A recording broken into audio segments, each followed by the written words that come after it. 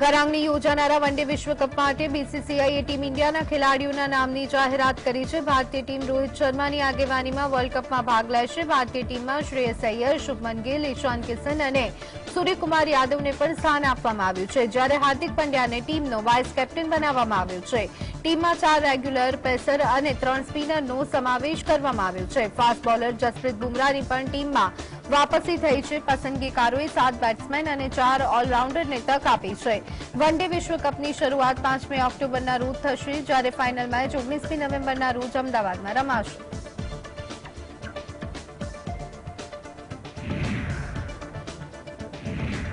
દેશનું નામ બદલવાની ચર્ચા વચ્ચે દિલ્હીના મુખ્યમંત્રી અરવિંદ કેજરીવાલે જણાવ્યું કે અનેક રાજકીય પક્ષોના એક ગઠબંધનનું નામ ઇન્ડિયા છે। કોઈ રાજકીય પક્ષો ગઠબંધન ઇન્ડિયા બની જાય તો શું તેઓ દેશનું નામ બદલી દેશે? દેશ કોઈ એક રાજકીય પક્ષોનો નથી, પરંતુ 140 કરોડ લોકોનો છે। ચાલો માની લઈએ કે ભવિષ્યમાં ઇન્ડિયા ગઠબંધને તેનું નામ બદલી અને ભારત કરી નાખ્યું, તો શું ભારતનું નામ પણ બદલી દેશે? ભાજપના વોટ ઘટશે એટલે તેઓ નામ બદલવાનો પ્રયાસ કરી રહ્યા છે। कहा जा रहा है, इसलिए किया जा रहा है क्योंकि इंडिया नाम का कई सारी पार्टियों का एक अलायंस बना है जिसका नाम इंडिया है। तो अगर किसी पार्टियों का अलायंस इंडिया बन जाता है तो वो देश का नाम बदल देंगे। देश तो 140 करोड़ लोगों का है, किसी एक पार्टी का देश थोड़ी है। कल मान लीजिए इस इंडिया अलायंस ने अपना नाम बदल के भारत रख लिया, तो फिर भारत भी बदल देंगे।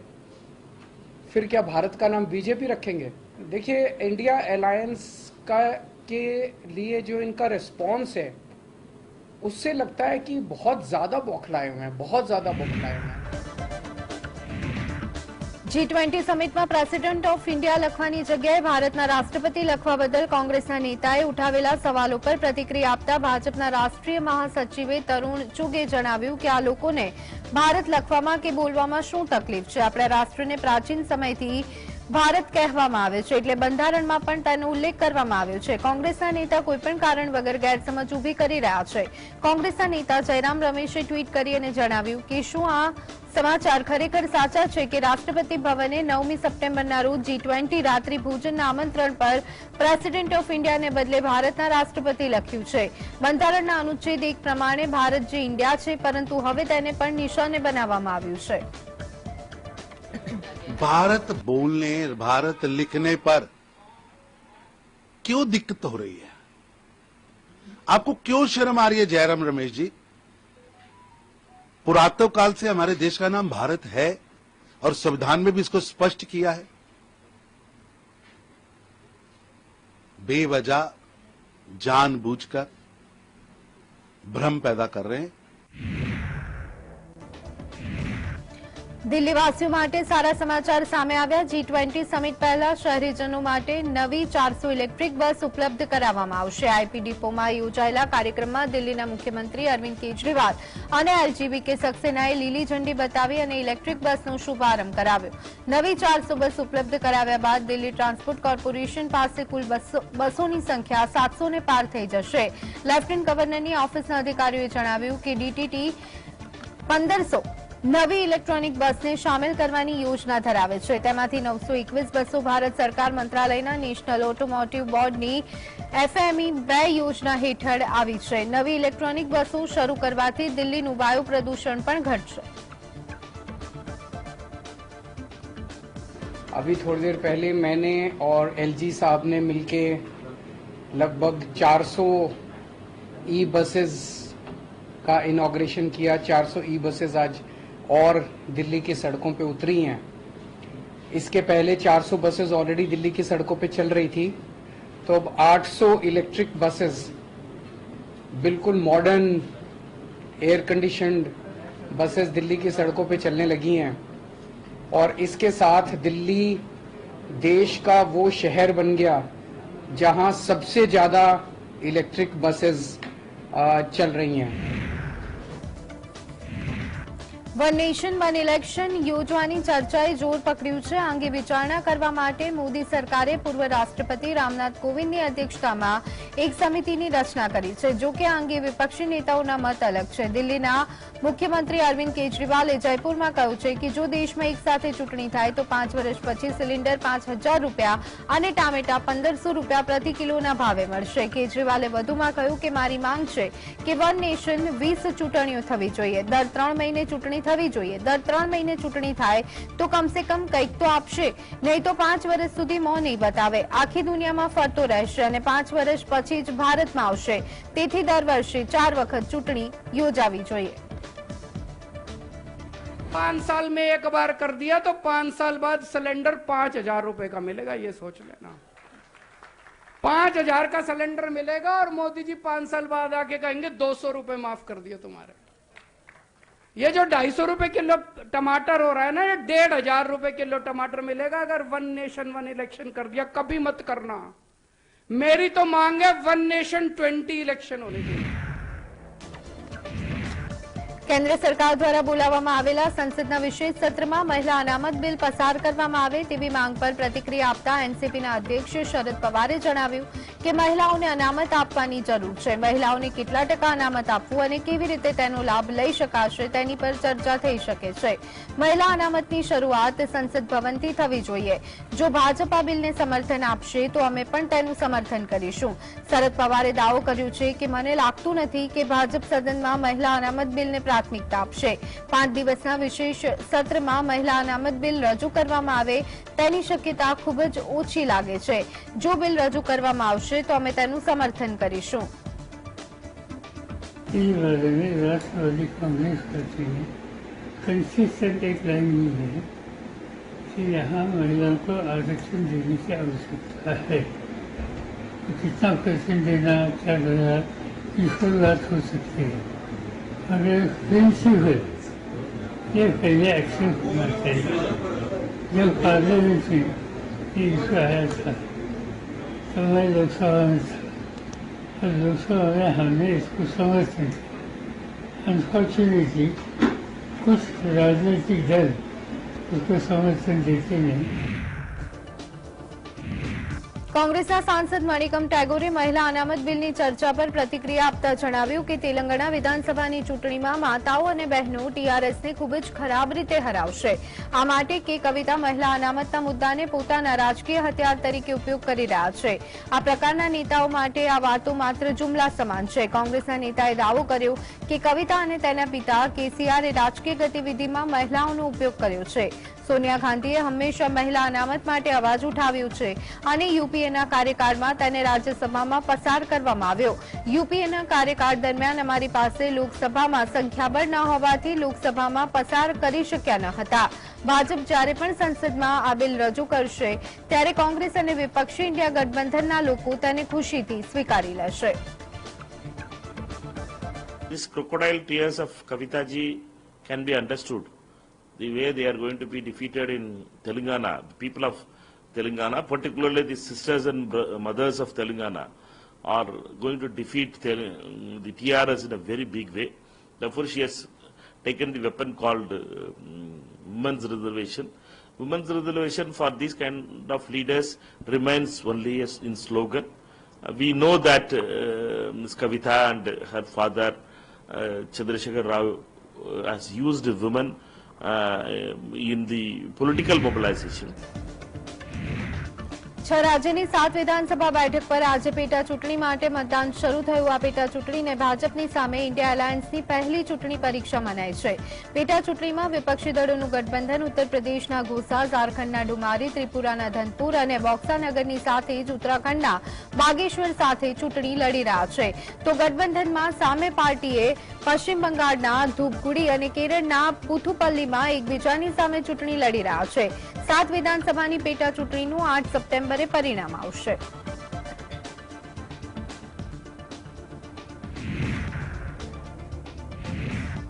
દિલ્હીમાં G20 સમિટ યોજાનાર છે ત્યારે તેની સુરક્ષાને ધ્યાનમાં રાખી અને અનેક પ્રકારના પગલાં પોલીસ દ્વારા લેવામાં આવી રહ્યા છે. દિલ્હી પોલીસના સ્પેશિયલ કમિશનર દીપેન્દ્ર પાઠકે કહ્યું કે G20 ખૂબ જ પ્રતિષ્ઠિત સમિટ છે. આ ભારત અને દિલ્હી માટે ગર્વની વાત છે. દિલ્હી પોલીસે સુરક્ષા અને કાયદો વ્યવસ્થાની સ્થિતિની જવાબદારી સ્વીકારી છે. જે ક્ષેત્રમાં સમિટ યોજાશે તેની સુરક્ષા વ્યવસ્થા માટે અલગ પોલીસની અલગ ટુકડીઓ તૈનાત કરવામાં આવી છે. આ સાથે જ પોલીસ મિત્ર, માર્કેટ એસોસિએશન, સિવિલ ડિફેન્સના કર્મચારીઓની અને અર્ધલશ્કરી દળોની પણ મદદ લેવામાં આવશે. સુરક્ષાને પગલે કોઈપણ પ્રકારની કચાશ બાકી રાખવામાં નથી આવી. અમે કેન્દ્રીય તપાસ એજન્સીઓની પણ મદદ લઈ રહ્યા છીએ. G20 एक बहुत ही प्रेस्टिजियस समिट है और ये भारत के लिए और दिल्ली के लिए बहुत गौरव की बात है. इसमें safety, security, law and order का की फोकस रिस्पॉन्सिबिलिटी दिल्ली पुलिस की है. तो हम इसे एज ए चैलेंज और जो एक प्रोफेशनल एक्सेलेंस है उसके साथ हम लोग इसका प्लान कर रहे हैं और ग्राउंड पे एग्जीक्यूट कर रहे हैं. जैसे कि आज उसके लिए रिहर्सल्स भी कर रहे हैं लॉ एंड ऑर्डर के लिए. तो जो समिट एरिया है इसके लिए दिल्ली पुलिस के डिफरेंट सेगमेंट्स हैं, वो उनका फोकस रोल है. વિપક્ષી ગઠબંધન ઇન્ડિયાની સંકલન સમિતિની પ્રથમ બેઠક 13 સપ્ટેમ્બરે યોજાનાર છે. સૂત્રોના જણાવ્યા અનુસાર આ બેઠક રાષ્ટ્રીય રાજધાની એનસીપીના વડા શરદ પવારના નિવાસસ્થાને યોજાશે. વિપક્ષી ગઠબંધનની પ્રચાર સમિતિ તેની પ્રથમ બેઠક મંગળવારે મિલાપ બિલ્ડિંગમાં સાંજે 5 કલાકે યોજાશે. આ અગાઉ વિપક્ષી ગઠબંધન ભાગીદારોએ મહારાષ્ટ્રમાં તેમની ત્રીજી બેઠક યોજી હતી અને આગામી 2024ની લોકસભા ચૂંટણી સામૂહિક રીતે લડવાનો નિર્ણય કર્યો હતો. તેમજ સીટ વહેંચણીની વ્યવસ્થાને વહેલી તકે આખરી ઓપ આપવામાં આવશે તેવી જાહેરાત કરી હતી. ઠરાવમાં કહેવામાં આવ્યું છે કે અમે ઇન્ડિયાના પક્ષો શક્ય હોય ત્યાં સુધી આગામી લોકસભા ચૂંટણી એક સાથે લડવાનો સંકલ્પ કરીએ છીએ. વિવિધ રાજ્યોમાં બેઠકોની વહેંચણીની વ્યવસ્થા તરત જ શરૂ કરવામાં આવશે અને વ્યવહારની સહકારી ભાવના સાથે ટૂંક સમયમાં પણ કરવામાં આવશે.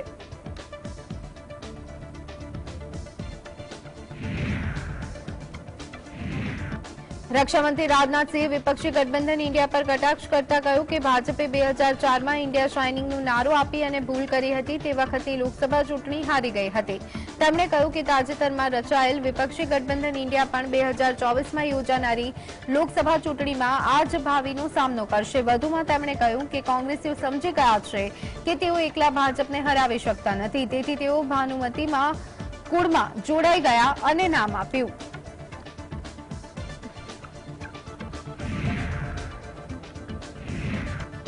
સનાતન ધર્મ વિશે વિવાદાસ્પદ ટિપ્પણી કરનાર ડીએમકેના નેતા ઉદયનિધિ સ્ટાલિન વિરુદ્ધ 262 વ્યક્તિઓએ સુપ્રીમ કોર્ટને ચિઠ્ઠી લખી. આ લોકોએ સુપ્રીમ કોર્ટના મામલામાં હસ્તક્ષેપ કરવાની માંગ કરી છે. આ 262 લોકોમાં 14 જજ, 130 બ્યુરોક્રેટ્સ, 118 નિવૃત્ત સૈન્ય અધિકારીઓ સામેલ છે. તેમણે સ્ટાલિન સામે કોઈ એક્શન ન લેવા મામલે તમિલનાડુ સરકાર વિરુદ્ધ કાર્યવાહી કરવાની માંગ કરી છે. ઉદયનિધિએ 2 સપ્ટેમ્બરના રોજ ભાષણ દરમિયાન સનાતન ધર્મની તુલના ડેન્ગ્યુ અને મલેરિયા સાથે કરી હતી. દિલ્હી હાઈકોર્ટના પૂર્વ જજ એસએન ડિગરા અને શિપિંગ સેક્રેટરી ગોપાલ કૃષ્ણે પત્ર લખવાની પહેલ શરૂ કરી હતી. તેમણે કોર્ટને ઉદયનિધિ સ્ટાલિનના નફરતભર્યા ભાષણના પ્રયાસને રોકવા, જાહેર શાંતિ જાળવવા અને વ્યવસ્થા સંભાળવા માટે વિચાર કરવાની પણ માંગ કરી છે.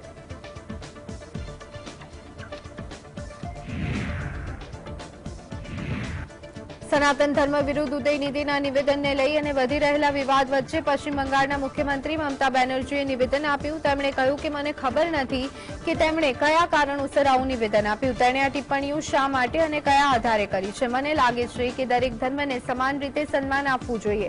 હું સનાતન ધર્મનું સન્માન કરું છું. કોઈએ પણ એવી બાબતમાં સામેલ ન થવું જોઈએ જેનાથી લોકોને નુકસાન થાય. તેમણે કહ્યું કે દરેક ધર્મ સાથે જુદી જુદી લાગણીઓ જોડાયેલી છે અને ભારત વિવિધતામાં એકતા ધરાવતો દેશ છે. આગળ તેમણે કહ્યું કે હું તમિલનાડુ અને દક્ષિણ ભારતના લોકોનું ખૂબ સન્માન કરું છું, પરંતુ મારી નમ્ર વિનંતી છે કે દરેકનું સન્માન કરો, કારણ કે દરેક ધર્મની ભાવનાઓ અલગ અલગ હોય છે. ભારત એક બિન સાંપ્રદાયિક અને લોકશાહી દેશ છે.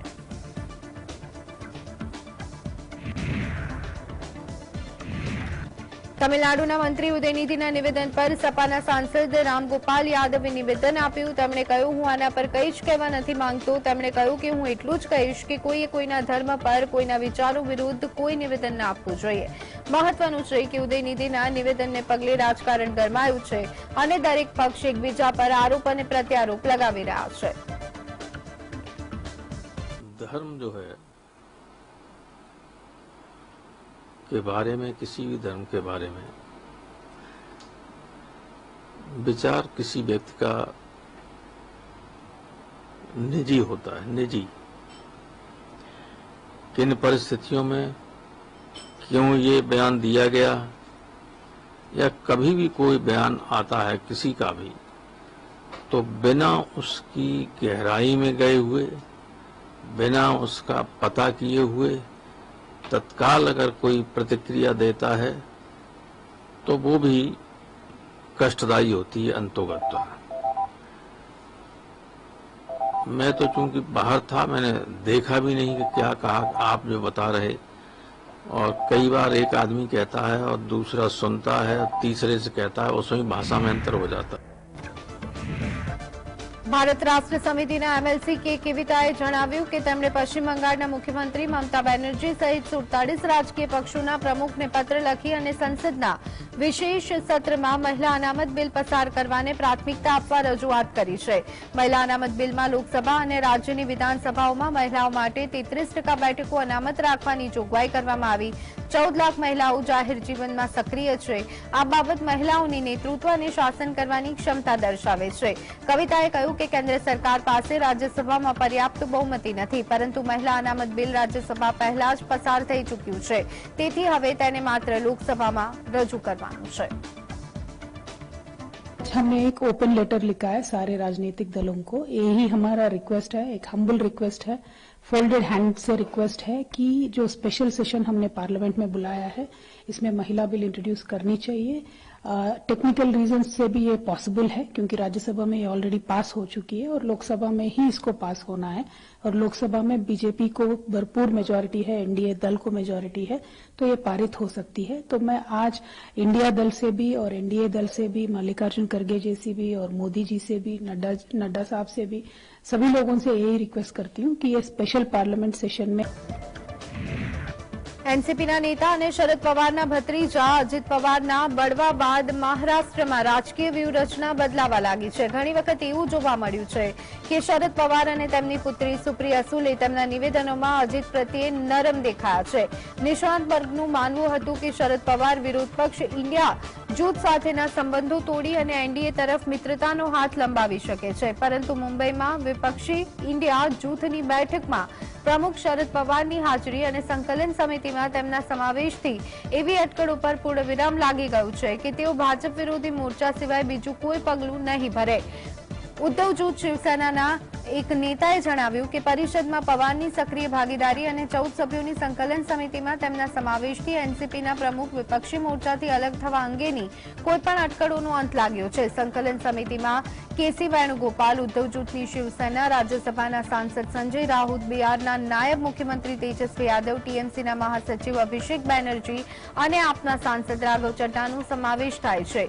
એવું માનવામાં આવી રહ્યું છે કે આનાથી આવતા વર્ષે લોકસભાની ચૂંટણી પહેલા વિપક્ષી એકતા જૂથની દિશા નક્કી થશે. ઇસરો દ્વારા લોન્ચ કરવામાં આવેલા ભારતના પહેલા સૂર્ય મિશન આદિત્ય L1ને અપડેટ કરવામાં આવ્યું છે. ઇસરો દ્વારા આ મિશનને 2 સપ્ટેમ્બરે શ્રીહરિકોટા ખાતેથી સફળતાપૂર્વક લોન્ચ કરવામાં આવ્યું હતું, જેને લઈ અને ઇસરોએ અપડેટ આપતા જણાવ્યું કે સૂર્ય મિશન આદિત્ય L1 એ પૃથ્વીની ભ્રમણ કક્ષામાંથી બીજી છલાંગ સફળતાપૂર્વક લગાવી છે. બેંગલુરુમાં ઇસરો, ટેલિમેટ્રી, ટ્રેકિંગ અને કમાન્ડ નેટવર્કના વૈજ્ઞાનિકોએ આ માહિતી આપી હતી. વૈજ્ઞાનિકોનું કહેવું છે કે મોરેશિયસ, બેંગલુરુ અને પોર્ટ બ્લેરના ગ્રાઉન્ડ સ્ટેશનોએ આ ઓપરેશન દરમિયાન આદિત્ય L1ની સ્થિતિને ટ્રેક કરવામાં આવી હતી. વૈજ્ઞાનિકોનું કહેવું છે કે આદિત્ય L1 નવી ભ્રમણ કક્ષામાં પહોંચી ગયું છે. આદિત્ય L1 પૃથ્વીની ભ્રમણ કક્ષામાં 16 દિવસ પસાર કરશે. આ દરમિયાન તેની ભ્રમણ કક્ષામાં 5 વખત ફેરફાર કરવા માટે ફાયરિંગ થ્રસ્ટ પણ કરવામાં આવશે.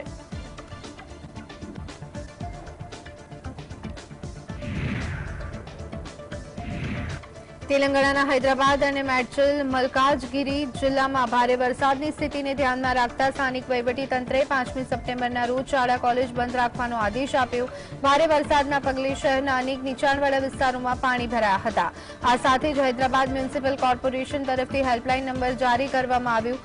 હૈદરાબાદ જિલ્લા કલેક્ટર અનુદીપ દિરુશેટ્ટીએ સોશિયલ મીડિયા પ્લેટફોર્મ એક્સ પર જણાવ્યું કે હૈદરાબાદમાં ભારે વરસાદની આગાહીને ધ્યાનમાં રાખતા શૈક્ષણિક સંસ્થાઓમાં રજા જાહેર કરવામાં આવી છે. ઘરની અંદર રહો અને સુરક્ષિત રહો. હવામાન વિભાગે હૈદરાબાદ અને તેલંગાણાના અનેક ક્ષેત્રમાં 7મી સપ્ટેમ્બર સુધી વરસાદની સ્થિતિને ધ્યાનમાં રાખતા ઓરેન્જ એલર્ટ જારી કર્યું છે.